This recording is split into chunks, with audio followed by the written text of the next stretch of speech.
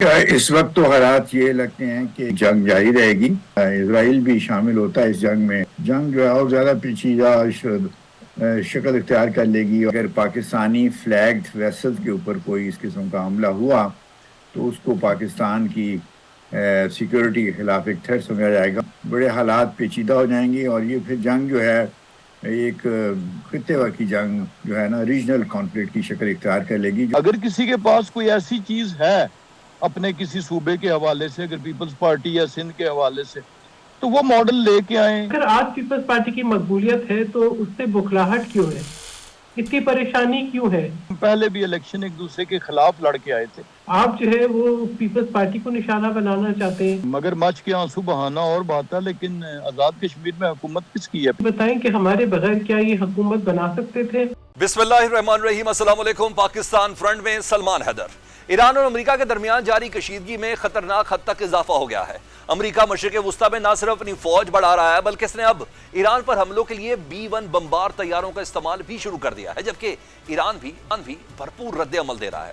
اس صورتحال کے اثرات خلیجی ممالک تک پھیل رہے ہیں اور خام تیل کی قیمت $100 فی بیرل تک پہنچ گئی ہے، جو 8 جون کے بعد بلند ترین سطح ہے. ایران اور امریکہ کے درمیان حملوں کا سلسلہ مسلسل 12ویں رات بھی جاری رہا. امریکی افواج نے ایران کی متعدد فوجی تنصیبات کو نشانہ بنایا، جن میں بحری صلاحیتوں سے متعلق اہداف، میزائل اور ڈرون ذخیرہ کرنے کی جگہ ساحلی نگرانی کے مراکز اور فضائی دفاعی نظام شامل ہے. سینٹ کوم کے بیان کے مطابق ایران جانے یا وہاں سے نکلنے والے بحری راستوں پر کارروائی کرتے ہوئے 9 تجارتی جہازوں کا رخ موڑ دیا گیا، جبکہ ایک جہاز کو بھی ناکارہ بنا دیا گیا تاکہ کوئی بھی جہاز ایرانی بندرگاہوں میں داخل نہ ہو سکے یا وہاں سے روانہ نہ ہو سکے.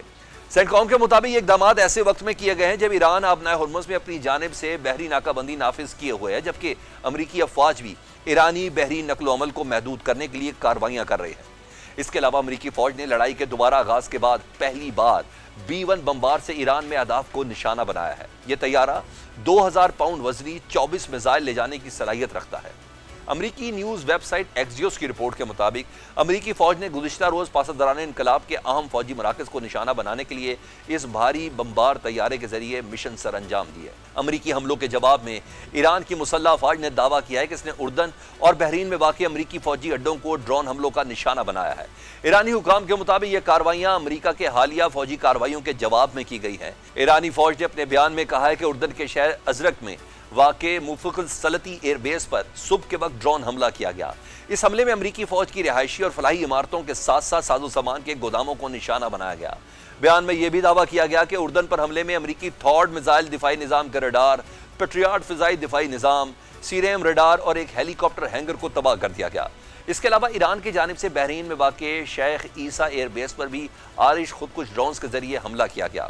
ایرانی فوج کے مطابق اس حملے میں امریکی فوج کے آلات رکھنے والے گوداموں اور طیاروں کی دیکھ بھال کے لیے استعمال ہونے والے ہینگرز کو بھی نشانہ بنایا گیا.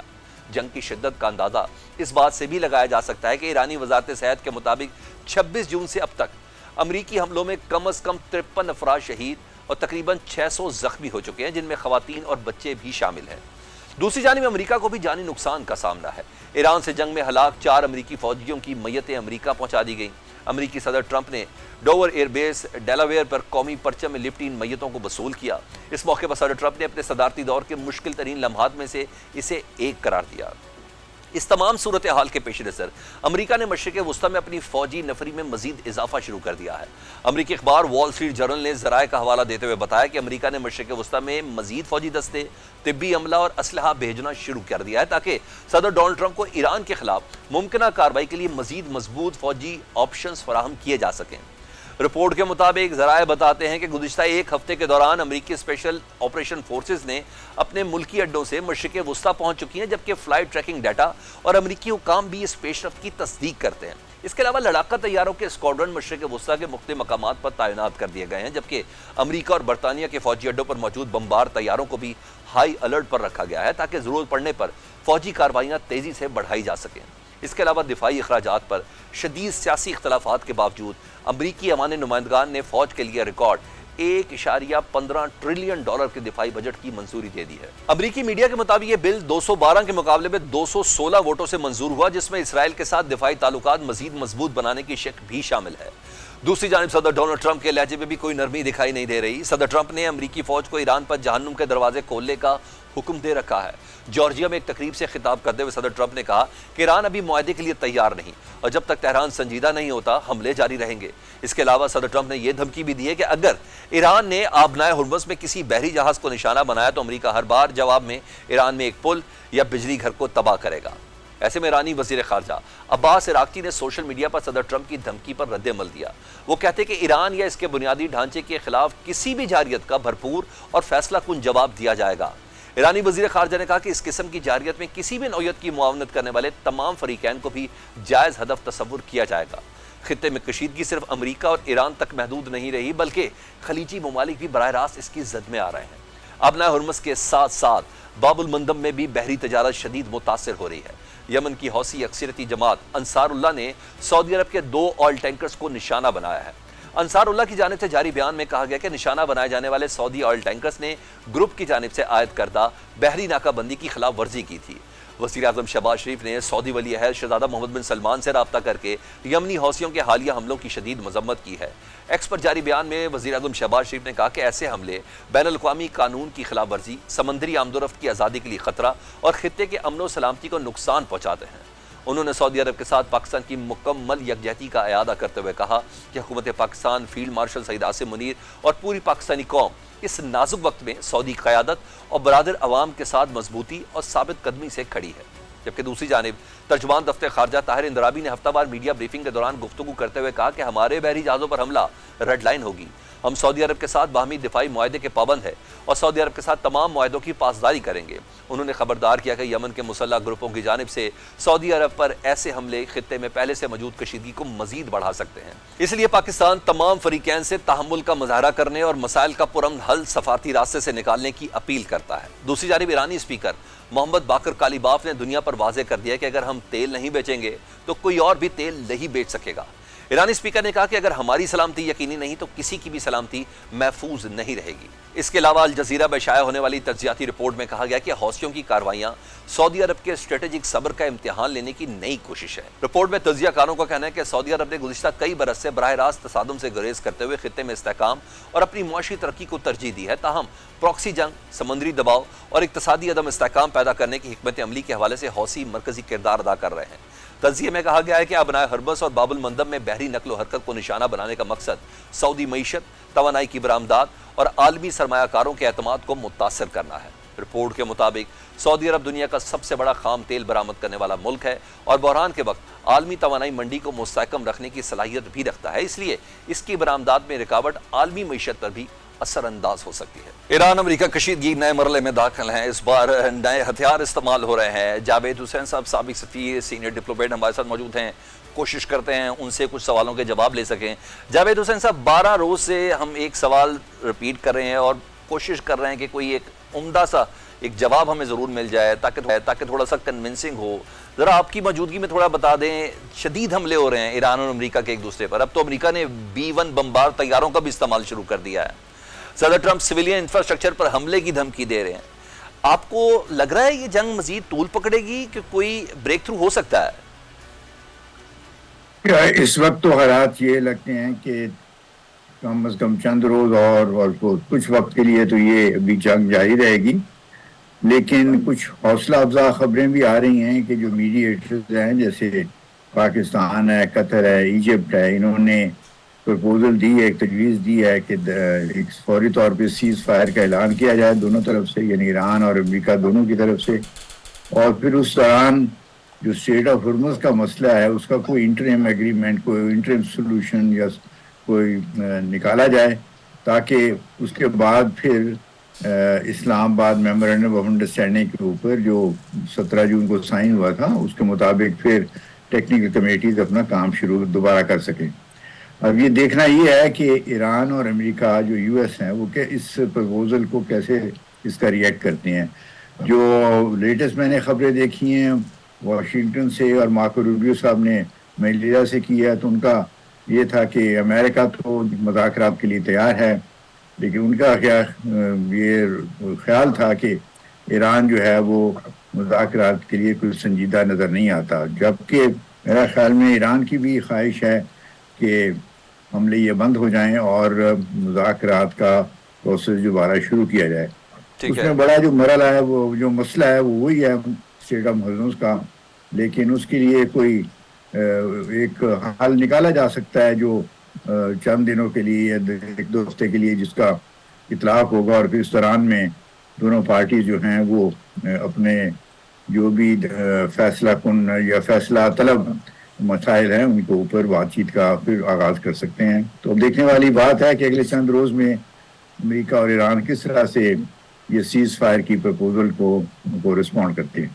اچھا سر, ہم امریکہ ایران کر رہے ہیں, اس حالیہ کشیدگی میں ہم نے یہ دیکھا ہے کہ اسرائیل بظاہر سامنے نہیں آیا. ایک تو اس کو ذرا ایڈریس کر دیں, کیا وجہ ہے, اور امریکہ اور ایران پر اگر ایران پر امریکہ اور اسرائیل اکٹھے حملہ کر بھی دیتے ہیں تو کیا پھر آپ دیکھتے ہیں صورتحال آؤٹ آف کنٹرول ہوگی, ثالثوں کے پاس پھر بھی کوئی گنجائش ہوگی؟ تو پھر حالات جو ہیں وہ جنگ جو ہے اور زیادہ پیچیدہ شکل اختیار کر لے گی, اور پھر امن اور صلح کی طرف جو کوششیں کی جا رہی ہیں وہ زیادہ مشکل ہو جائیں گی, اور پھر اس صورت میں جنگ کے پھیلنے کا بھی خطرہ ہو سکتا ہے خطے کے لیول پہ. اور بہرحال اس صورت میں اگر خدا نخواستہ ہے اسرائیل بھی شامل ہوتا ہے اس جنگ میں امریکہ کی جانب سے, تو پھر حالات زیادہ دشوار اور پیچیدہ ہو جائیں گے. توقع یہ کرنی چاہیے کہ امریکہ اسرائیل کو اپنے ساتھ اس قسم کے حملوں میں شامل کرنے کی کوشش نہیں کرے گا, بلکہ جو سیز فائر کی پرپوزل ہے اس کی طرف وہ مثبت طریقے سے جواب دے گا, اور یہی امید کی جانی چاہیے کہ ایران بھی اسی قسم کا جواب دے گا. اینڈ سر واٹ اباؤٹ یمنی حوثی, انہوں نے سعودی عرب کے 2 آئل ٹینکرز کو نشانہ بنایا ہے, پاکستان نے مذمت تو کی ہے. جسٹ پوز باب المندب کے قریب یہ جو نیا محاذ کھل رہا ہے, آپ اسے کیسے دیکھ رہے ہیں؟ یہ جنگ اب 2 ممالک سے نکل کر کسی علاقائی جنگ میں تبدیل ہوتی نظر آ رہی ہے؟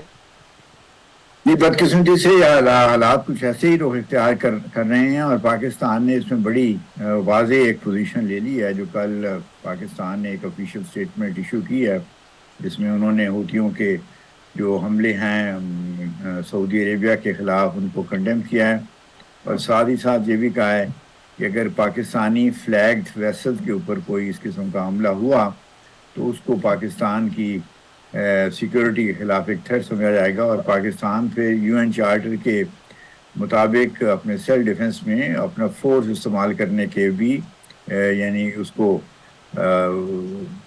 جائز ہوگا اس کے لیے, اور وہ فورس استعمال بھی کر سکتا ہے.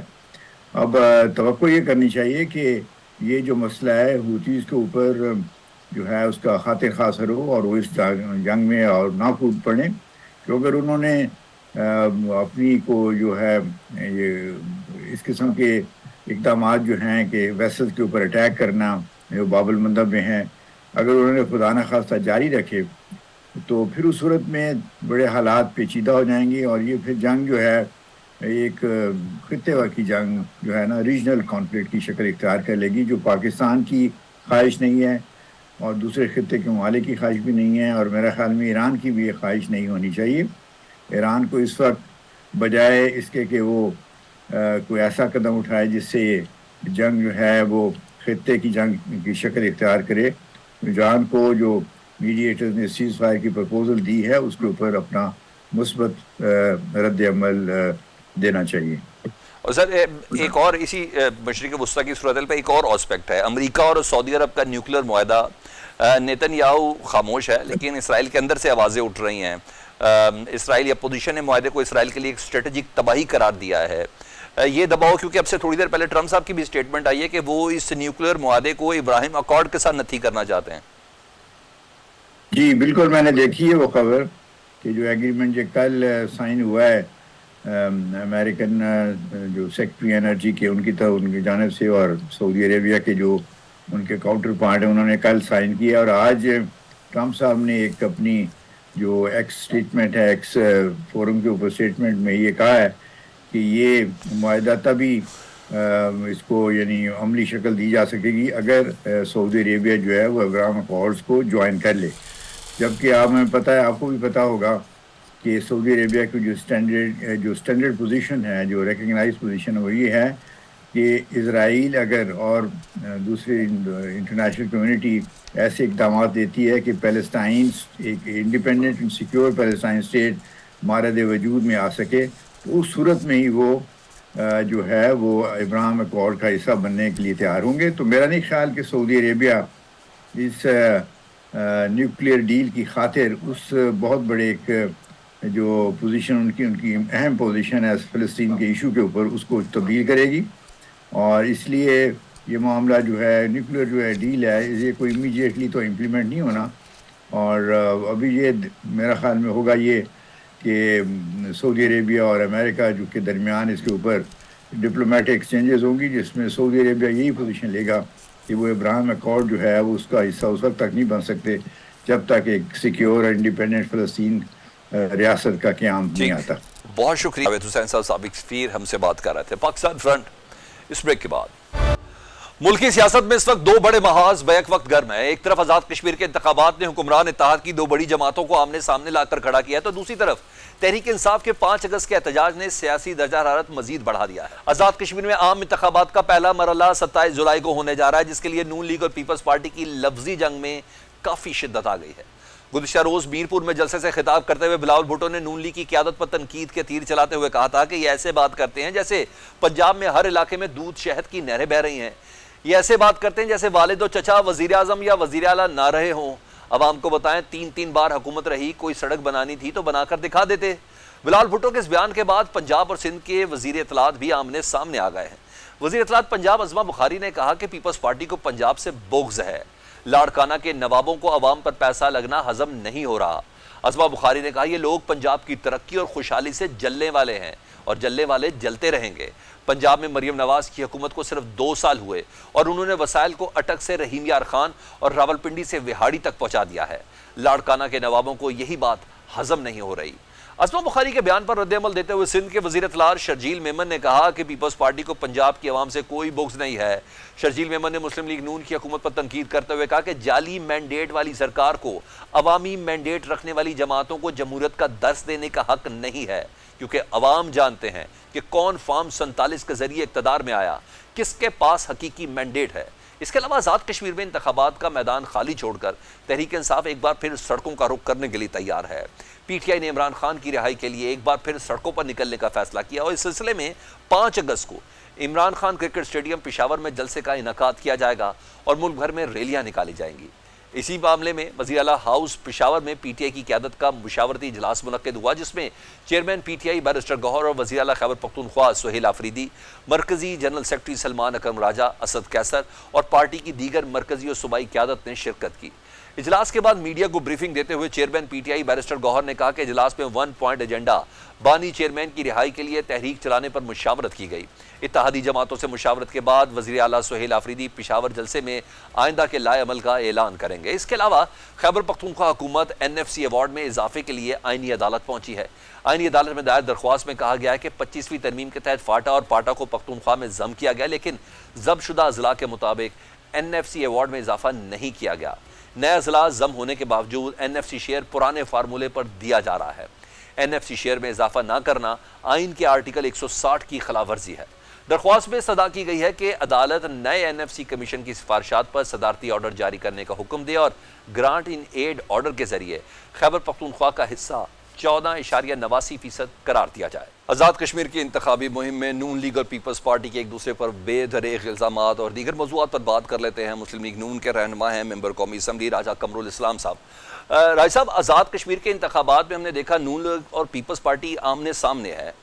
آپ کی قیادت پیپلز پارٹی کو نشانہ بنا رہی ہے، وہ آپ پر تنقید کر رہے ہیں، یا یہ اختلافات اس حد تک بڑھ گئے ہیں کہ اب یہ تلخیاں اس انتخابی مہم کے بعد تک بھی جاری رہیں گی اور ہم سمجھیں کہ وفاق میں اب آپ کا اتحاد کچھ خطرے میں ہے؟ دیکھیں، وفاق کے اتحاد کا تو خیر اس الیکشن سے کوئی تعلق نہیں ہے۔ بنیادی طور پر اس وقت ہم پاکستان مسلم لیگ نون اور پیپلز پارٹی آزاد کشمیر میں ایک دوسرے کے حریف ہیں۔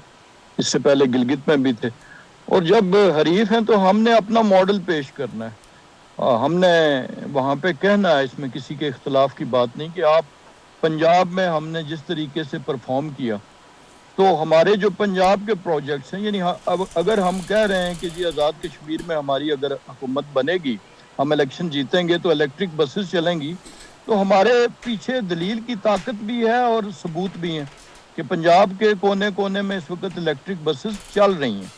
اگر ہم کہتے ہیں کہ ہم آزاد کشمیر کو بھی اسی طریقے سے ستھرا پنجاب پروگرام لائیں گے اور لانے کی صلاحیت رکھتے ہیں، تو ہم نے ایک ماڈل امپلیمنٹ کر کے ثابت کیا ہے۔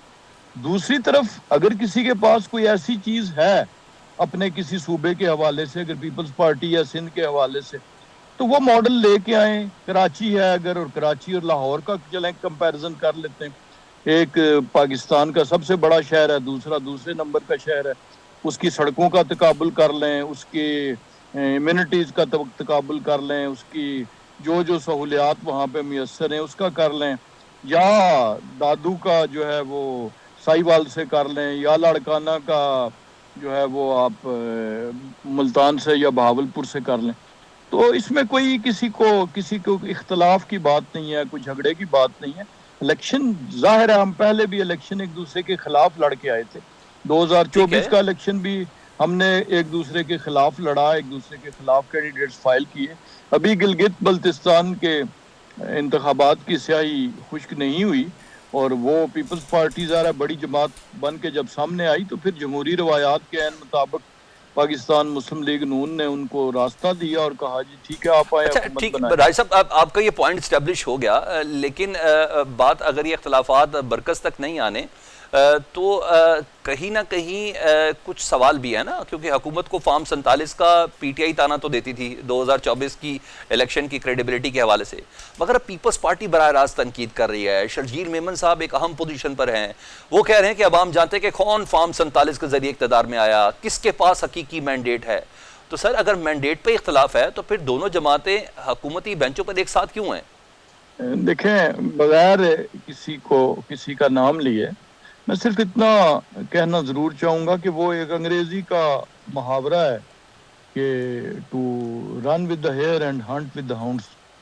تو یہ اب آزاد کشمیر کی اگر بات کی جائے تو پہلے تو یہ دیکھیں کہ مگر مچ کے آنسو بہانا اور بات ہے، لیکن آزاد کشمیر میں حکومت کس کی ہے پچھلے 7-8 مہینوں سے؟ آزاد کشمیر میں کابینہ کس کی ہے؟ آزاد کشمیر میں جو بھی فیصلے ہوئے، چاہے وہ ایکشن کمیٹی کے حوالے سے ہیں یا دیگر معاملات میں، وہ کس نے کیے؟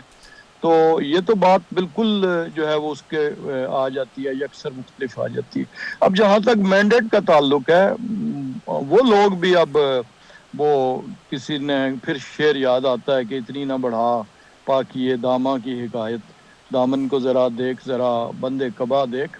یہ جو دے رہے ہیں اپنا کوئی بھی تانا کسی کو دے رہے ہیں، چاہے وہ پی ٹی آئی کا ہے، تو پی ٹی آئی کے لوگ بھی جو کے پی میں وہ الیکشن جیتے ہیں، تو کیا کے پی میں فارم 47 ناپید تھا یا کاغذ نہیں ملتا تھا، یا اس فارم 47 کے پرنٹنگ میں کوئی مشکلات حائل تھیں، یا فور دیٹ میٹر پنجاب سے بھی جو پی ٹی آئی کے لوگ جیتے ہیں، اکثریت سے جیتے ہیں، بھاری اکثریت سے بہت سے لوگ جیتے ہیں، تو کیا ان کو جو ہے وہاں پہ فارم 47 دستیاب نہیں تھے؟ تو یہ تو کہہ رہی ہے پیپلز پارٹی کیوں کہہ رہی ہے؟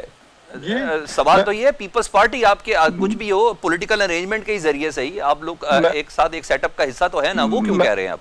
میں یہی گزارش کر رہا ہوں کہ کسی کے کہنے پہ تو کسی کے منہ پہ ہاتھ نہیں رکھا جا سکتا، لیکن لاجیکلی تو یہ چیزیں جب لوگ اس کو لاجک کی زبان میں، منطق میں اور دلیل سے دیکھتے ہیں تو وہ پھر اتنی ہی کئی دفعہ چیزیں مذاق خیز بھی بن جاتی ہیں جتنی سنسنی خیز انہیں بنانے کی کوشش کی جاتی ہے۔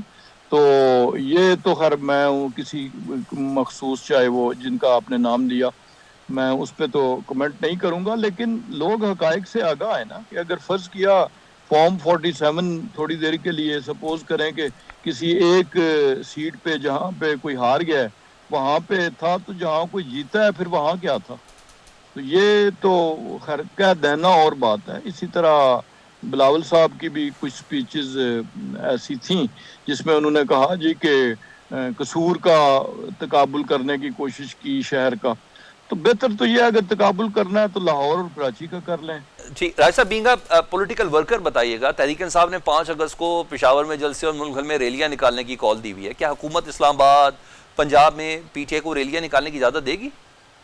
دیکھیں اس کا تعلق تو حکومت کا جو بنیادی ڈومین ہے، جو مینڈیٹ ہے، وہ لوگوں کی لا اینڈ آرڈر کو مینٹین رکھنا اور جان و مال کی حفاظت ہے۔ کیونکہ ٹریک ریکارڈ اچھا نہیں ہے، جب بھی کہیں ریلیوں کی اجازت ملی اور دیکھا آپ نے کہ کبھی عدالت عالیہ نے دی، کبھی عدالت عظمیٰ نے دی، کبھی حکومت نے دی، تو اس وقت انسان تو کیا درخت بھی، اسلام آباد کے درخت اس بات کی گواہی دیں گے کہ وہ بھی جلنے سے ان کو بھی کوئی نہ بچا سکا۔ تو اسی طرح 9 مئی کے واقعات دیکھ لیں، شہداء کی مجسمے اور یادگاریں دیکھ لیں، کور کمانڈر ہاؤس اس کا زندہ ثبوت ہے۔ تو جب اس قسم کا کنڈکٹ ہو تو گورنمنٹ کی ذمہ داری بھی ہوتی ہے کہ نہ صرف ان لوگوں کی جانوں اور مال کا حفاظت کرے جو اس کا شکار ہوں گے، بلکہ ان کا بھی کرے جو کسی معصومیت کی بنا پر اس آ کے اس جھانسے میں تو اس کا حصہ بنتے ہیں۔ تو یہ تو ضلعی انتظامیہ یا وہاں کی انتظامیہ حالات کے مطابق یا جو ان کے پاس دستیاب رپورٹس ہوں گی اس کی روشنی میں فیصلہ کریں گے۔ انشور کر دیا جائے تو ان کو اجازت ہوگی۔ لگتا یہی ہے کہ ان تلوں میں تیل نہیں ہے اور یہ کوئی نہیں ہوگا، کیونکہ آپ پروفائلنگ کر لیں ان کے۔ سر وہ تیل ذرا آزما کے دیکھ لینا، زیادہ اچھی بات ہے، اگر اجازت مل جائے تو کم از کم قلعدم جماعت تو نہیں ہے تحریک انصاف۔ بہت شکریہ راج اسلام صاحب، مسلم لیگ نون کے رہنما ممبر قومی اسمبلی، ہم سے بات کر رہے تھے پاکستان فرنٹ اس بریک کے بعد۔ Welcome back. آزاد کشمیر کے انتخابات میں پاکستان پیپلز پارٹی بھی شدید تنقید کر رہی ہے، کیا وہ مسلم لیگ نون کو ریئلٹی چیک دے رہی ہے یا بات صرف الیکشن کمپین تک محدود ہے؟ اس پر بات کر لیتے ہیں پاکستان پیپلز پارٹی کی رہنما ممبر قومی اسمبلی سحر کامران صاحبہ سے۔ سحر کامران صاحبہ، جیسے جیسے آزاد کشمیر میں الیکشن قریب آ رہے ہیں، نون لیگ اور پیپلز پارٹی کی لفظی جنگ میں بھی شدت آتی جا رہی ہے، تو عوام اس کو فرینڈلی فائر تصور کرے یا ہم سمجھیں کہ نون لیگ اور پیپلز پارٹی میں دوریاں بڑھ گئی ہیں؟ دیکھیں، پہلی بات تو جو ہے سلمان یہ سمجھنے کی ضرورت ہے کہ ہم 2 مختلف جماعتیں ہیں، ہماری مختلف آئیڈیالوجیز ہیں اور ہم ایک دوسرے کے خلاف الیکشن لڑ رہے ہیں۔ اب تلخیاں نہیں آ رہی، کچھ باتیں جو ہیں وہ بنیادی چیزیں ہیں جن کو آپ نظر انداز نہیں کر سکتے۔ اگر پیپلز پارٹی کو کنسرن ہے ان وزراء کے بیانات کے اوپر جس کی وجہ سے جو ہے معاملات آج اس نہج پہ پہنچے کہ یہ کہنا ایک وفاقی وزیر کا کہ جو ہے وہ 12 سیٹیں جیب میں رکھ کے چلتے ہیں، یا پھر ایک کا جو ہے کشمیریوں کی جو ہے حیثیت اور ان کی جو ہے شہریت پر سوال اٹھا دینا، تو میں یہ سمجھتی ہوں کہ یہ جو ہے ایک بہت غیر مناسب بیانات تھے جس کی وجہ سے ہے جو تناؤ آیا۔ پھر اس کے بعد ہم یہ دیکھ رہے ہیں کہ بجائے یہ کہ اس کا جو ہے احساس ہو جو ہے مسلم لیگ نواز کو، اس کے بجائے انہوں نے کوشش یہ کی ہے کہ وہ جو ہے ایک عجیب و غریب پرسیپشنز بنا کے ہمیں ٹارگٹ کریں۔ چیئرمین پیپلز پارٹی بلال بھٹو زرداری نے پارلیمنٹ میں بھی اپنی اسپیچ کے اندر بڑی وضاحت کے ساتھ ان کنسرنز کا اظہار کیا تھا۔ اگر آج پیپلز پارٹی کی مقبولیت ہے تو اس سے بخلاہٹ کیوں ہے، اتنی پریشانی کیوں ہے کہ آپ جو ہے بجائے یہ کہ کشمیر پہ توجہ دیں، آپ جو ہے وہ پیپلز پارٹی کو نشانہ بنانا چاہتے ہیں۔ اگر پیپلز پارٹی یہ کہہ رہی ہے کہ آپ کے بیانات غلط ہیں اور ہم اس کو کنڈیم کرتے ہیں اور آپ سے یہ کہتے ہیں کہ انہیں آپ واپس لیں یا ان پہ معافی مانگیں، تو میں سمجھتی ہوں کہ وہ غلط بات تو نہیں ہے۔ اگر آپ کے کسی عمل سے معاملات بہتر ہو سکتے ہیں تو ضرور کرنا چاہیے۔ تو یہ تو میں سمجھتی ہوں کہ ایک بنیادی چیز ہے۔ باقی پاکستان پیپلز پارٹی کا جو ہے کشمیر سے ایک بڑا گہرا رشتہ ہے، یہ پارٹی کا وجود ہی کشمیر ایشو پہ آیا تھا۔ پاکستان پیپلز پارٹی ہمیشہ کشمیر نہیں سحر صاحبہ میرا ایک سوال ہے، عوام تو ایک تو کچھ سمجھدار بھی ہو گئی ہیں اور کچھ جگہوں پر ضرور سے زیادہ سمجھدار بھی ہو گئی ہیں، جب ایسے موقع پر ایک اتنی بڑی پوزیشن پر موجود شرجیل میمن صاحب پارٹی کی بڑی اہم پوزیشن پر ہیں، وہ عصمہ بخاری صاحب اور نون لیگ پر تنقید کرتے ہوئے کہتے ہیں کہ عوام جانتے ہیں کہ کون فارم 47 کے ذریعے اقتدار میں آیا، کس کے پاس حقیقی مینڈیٹ ہے۔ سحر صاحبہ، جب عوام بھی جانتے ہیں، آپ لوگ بھی جانتے ہیں کہ نون لیگ کا مینڈیٹ حقیقی نہیں ہے، تو پھر آپ لوگ کیوں نہیں اپوزیشن بینچوں پر بیٹھتے؟ دیکھیں، پاکستان پیپلز پارٹی بالکل اپوزیشن بینچ پہ بھی بیٹھ جاتی اگر جو ہے یہ درخواست نہ آئی ہوتی شہباز شریف صاحب کے پاس سے۔ آپ یہ بتائیں کہ ہمارے بغیر کیا یہ حکومت بنا سکتے تھے؟ کیا یہ عوام، یہ تو میں سمجھتی ہوں پیپلز پارٹی کے بغیر تو قرم پورا نہیں کر سکتے، کوئی قانون سازی تو دور کی چیز ہے۔ نہ وفاقی وزراء کو اپنی کسی ذمہ داری کا احساس ہے، نہ ان کے ارکان موجود ہوتے ہیں ایوان میں. ہر بار جو ہے اپوزیشن جو ہے وہ قرم پوائنٹ آؤٹ کرتی ہے پاکستان پیپلز پارٹی نے جمہوریت کے لیے بڑی قربانیاں دی ہیں اور ہم اس نظام کو چلتے دیکھنا چاہتے ہیں. اقتدار ہمارا مقصد نہیں ہے.